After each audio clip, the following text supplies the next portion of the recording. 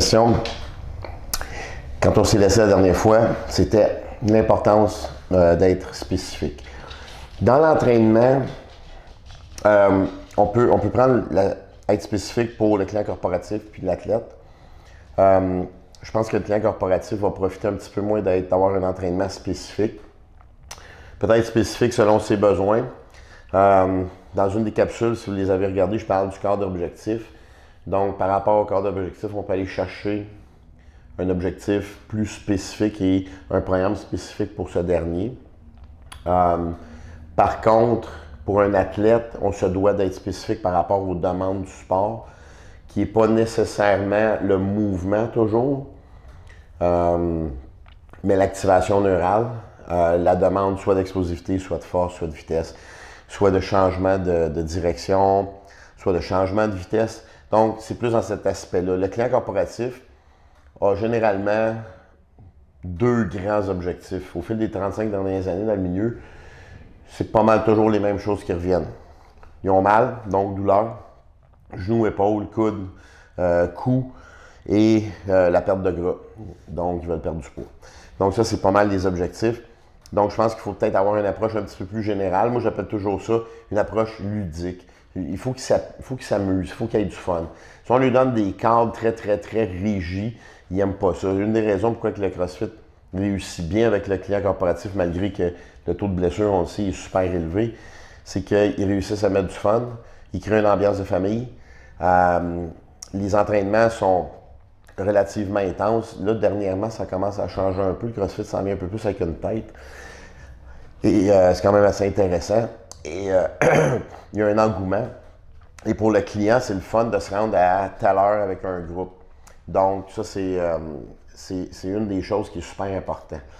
L'athlète, en contrepartie, c'est très systématique. Donc, si une journée, on va travailler la force, une journée, on va travailler la puissance, une journée, on va travailler la vitesse. Il faut être spécifique par rapport aux demandes du sport.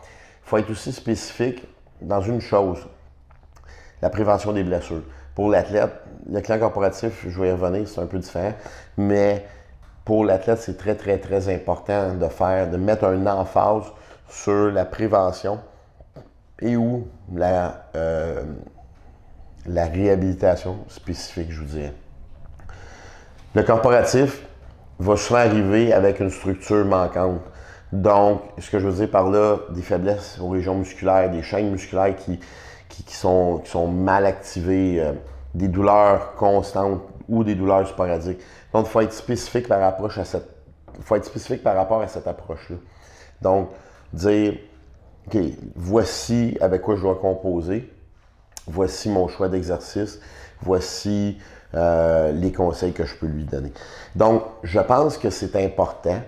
On ne peut pas arriver, puis, comme on dit, garrocher un programme à un client.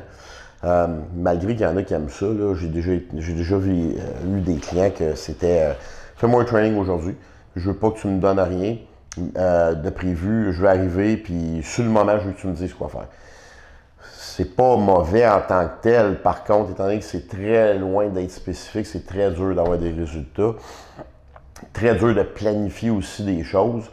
Et de cette façon-là, moi, ça me donnait carte verte pour lui donner des jambes le vendredi soir. En passant, si vous donnez des jambes à vos clients les vendredis soirs dans vos programmes, la petite nouvelle pour vous autres, il n'y en a pas un qui va le faire. OK?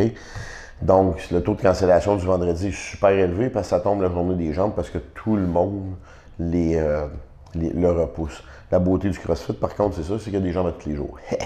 Donc, être spécifique, oui, mais il y a un taux de spécificité qui va être différent entre l'athlète et le corporatif. Et ça, c'est apprendre à aller chercher les différences, comprendre les différences, puis travailler avec ça. La semaine prochaine, là, je ne sais pas pourquoi ça a l'air à revenir, cette affaire-là, là. Le lait au chocolat après l'entraînement. Je parle pas de nutrition, mais c'est parce que celle-là, elle m'énerve, fait qu'on va en parler. Donc, je vais vous donner ce que je pense de ça. Fait que sur ça, restez fort, buvez pas de lait au chocolat, on se voit la semaine prochaine. Salut!